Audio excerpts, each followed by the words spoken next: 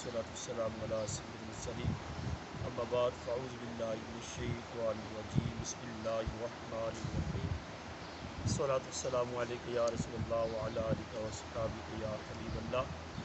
ابراہیم علیہ السلام کی سیرت کے اوپر ہمارا درس کا سلسلہ جاری ہے۔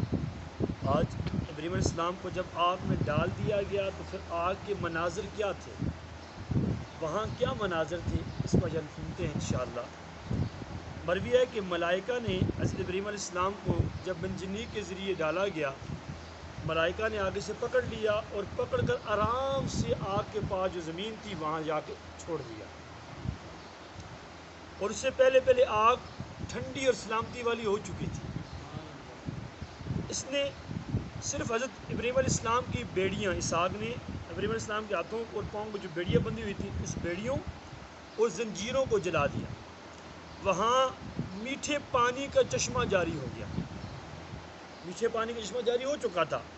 وہاں گلاب کے سرخ پھول اور نرگس کے پھول بھی موجود تھے۔ آگ کا عالم کیا تھا؟ آگ کا عالم یہ تھا کہ فضا سے بھی پرندہ جائے تو جل کے راکھ ہو جاتا تھا، اتنی تپش تھی، کئی کلومیٹر تک لوگ قریب کھڑے نہیں ہو سکتے۔ منجنیق کے ذریعے ڈالا گیا، لیکن رب کی قدرت دیکھے کہ وہاں گلاب کے پھول بھی تھے، نرگس کے پھول بھی تھے، میٹھے پانی کا چشمہ جاری ہو چکا تھا۔ آگ نے فقط آپ کی زنجیروں اور رسیوں کو جلایا۔ حضرت ابراہیم علیہ السلام کی والدہ نے دیکھا کہ میرا بیٹا سلامتی سے ہے، آگ میں باہر سے سب نظر آ رہا تھا، تو آپ نے بیٹے کو پکارا، بلایا، ابراہیم علیہ السلام نے جواب دیا۔ تو آپ کی والدہ نے کہا کہ آپ اللہ کی بارگاہ میں دعا کریں، میں آپ کے پاس آنا چاہتی ہوں کہ آگ مجھے جلائے نہ، مجھے تکلیف نہ دے۔ آپ نے دعا فرمائی، پھر آپ کی والدہ اس آگ میں سب کے سامنے چلتی ہوئی آگ میں چلی گئی، اور جا کر وہاں اپنے بیٹے کے پاس بیٹھی اور اپنے بیٹے حضرت ابراہیم علیہ السلام کے سے اپنا پیشانی پر بوسہ دیا اور دعا دی اور واپس آ گئی۔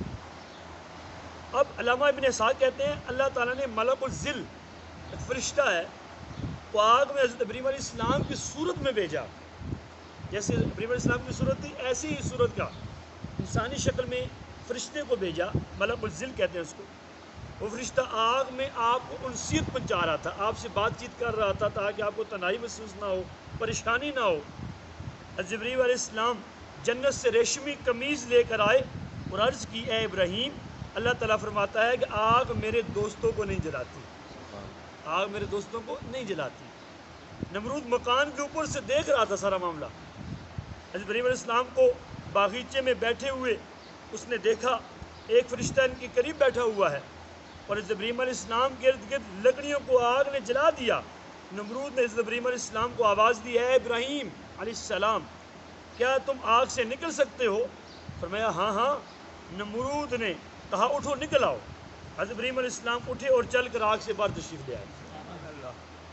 جب باہر آئے تو نمرود کہنے لگا، میں نے آگ میں آپ کے ساتھ آپ کی صورت کا ایک شخص دیکھا ہے، وہ کون تھا؟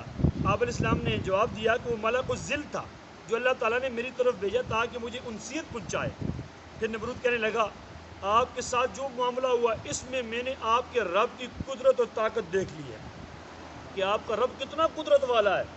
اب میں بھی آپ کا رب کی جو ہے قرب پاؤں گا، آپ کے رب کا قرب پاؤں گا۔ اس قرب کو پانے کے لیے میں آپ کے رب کے لیے قربانی کروں گا۔ آپ نے جواب دیا، تیری قربانی قبول نہیں ہوگی جب تک تو اپنا باطل دین نہیں چھوڑے گا، اپنے کرتوت نہیں چھوڑے گا، اپنا باطل دین چھوڑ کر، اپنی حرکتیں چھوڑ کر وحدہ لا شریک پر ایمان نہیں لائے گا، تب تک تیری قربانی قبول نہیں ہوگی۔ اس سے پتہ چلا اعمال کی قبولیت کا دار و مدار کس پر ہوتا ہے؟ ایمان پر ہوتا ہے۔ ایمان ہے تو نمازیں قبول، ایمان ہے تو حج قبول، ایمان ہے تو معاملات قبول، ایمان نہیں تو کچھ بھی قبول نہیں ہوتا۔ تو اپنے ایمان کو مضبوط رکھنا ہے، اپنے عقیدے کو مضبوط رکھنا ہے کہ ہمارا ایمان ڈما ڈول نہ ہو جائے، کیونکہ سارے اعمال کا دار و مدار انما الاعمال بالخواتیم، اعمال کا دار و مدار خاتمے پر ہے۔ خاتمہ دنیا سے ایمان پر ہوا، نمازیں فائدہ دینی ہے، ایمان پر خاتمہ ہوا تو حج فائدہ دے گا، ایمان پر خاتمہ ہوا تو نیک صالح اعمال کام آئیں گے۔ تو آپ نے فرمایا تیری قربانی قبول نہیں ہوگی۔ اس نے کہا میں اپنی ملکیت، اپنی سلطنت، اپنی بادشاہ چھوڑ نہیں سکتا، قبول ہو نہ ہو میں تو قربانی کروں گا۔ پھر 4000 گائے اس نے قربان کی۔ تو حضرت ابراہیم علیہ السلام سے تعارض نہ کیا. اس کے بعد ابراہیم علیہ السلام کو معاذ اللہ کسی قسم کی اس نے ابراہیم علیہ السلام کو تکلیف نہ دی, پھر تعارض نہ کیا, آپ کے در پہ نہ ہوا. پھر اس نے ابراہیم علیہ السلام کو ایک بار پھر چیلنج کیا. کہ ابراہیم علیہ السلام سے کہنے لگا میں تمہارے رب کا وہ لشکر دیکھنا چاہتا ہوں جس سے تو مجھے ڈرایا کرتا تھا, جس سے آپ مجھے ڈرایا کرتے تھے, وہ لشکر دیکھنا چاہتا ہوں. تو نمرود 3 دن تک اپنا لشکر, میں بھی اپنا لشکر جمع کرتا ہوں, آپ دعا کریں آپ کا رب اپنا لشکر بھیجے. نمرود نے 3 دن تک اپنا لشکر جمع کیا, لاکھوں کی تعداد میں فوج تیار ہوگی. لیکن ابراہیم علیہ السلام نے اللہ کی بارگاہ میں دعا کی, اے رب تو اپنا کمزور ترین لشکر اس نمرود کو دکھا دے. کون سا لشکر؟ کمزور ترین. اب ایک بادل دکھائی دیا. ابراہیم علیہ السلام فرمانے لگے اس میں میرے رب کا لشکر ہے. اس بادل سے مچھر نکل کر پھیل گئے, مچھر تھے نکل کر پھیل گئے. وہ نمرود کے جتنے ساتھی اور ان کے سواریاں موجود تھیں ان کے گوشت کو کھانے لگے, یہاں تک کہ صرف ان کی ہڈیاں باقی رہ گئی. سارے لاکھوں کی تعداد میں انسان تھے, ان کو کھایا, ان کی سواریوں کو کھایا. اتنا گوشت کھایا کہ سارے کا سورا گوشت ان کا ختم ہو گیا. انسانوں کا بھی اور جانوروں کا بھی صرف ہڈیاں باقی رہتی, وہ گر جاتی نیچے. نمرود دیکھتا ہی رہ گیا, کچھ نہ کر سکا. ایک مچھر نمرود کی ناک کے ذریعے دماغ میں گھس گیا اور دن رات اس کا دماغ کھاتا رہتا. نمرود کے سر پر جوتے مارے جاتے جس سے اسے آرام ملتا. بالآخر اسی سے اس کی ہلاکت ہے. اب کتنا عرصہ جوتے مارے گے, اس آگے انشاءاللہ یہ باتیں آ رہی ہیں.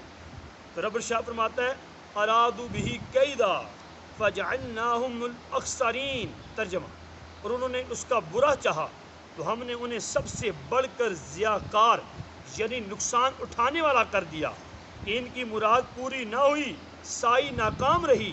اللہ تعالیٰ نے اس قوم پر مچھر بھیجے جو ان کے گوشت کھا گئے, خون پی گئے.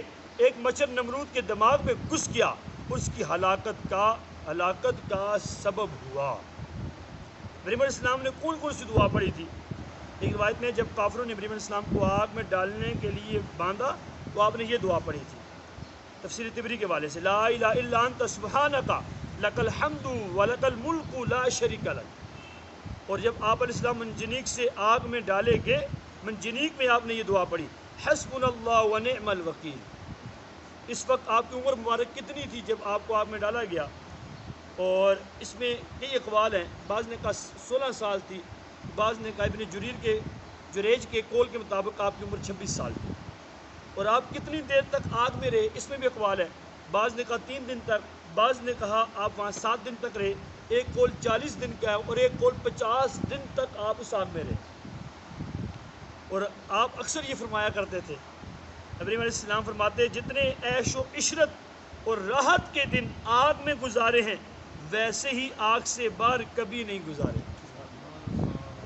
جتنے عیش و عشرت راحت کے دن آگ میں گزارے وہ دن کبھی باہر نہیں گزارے. میری خواہش ہے کہ میری زندگی کے سارے ایام آگ میں گزرے ہوئے دنوں کی طرح ہو جائیں. میرا مالک قدیر ہے.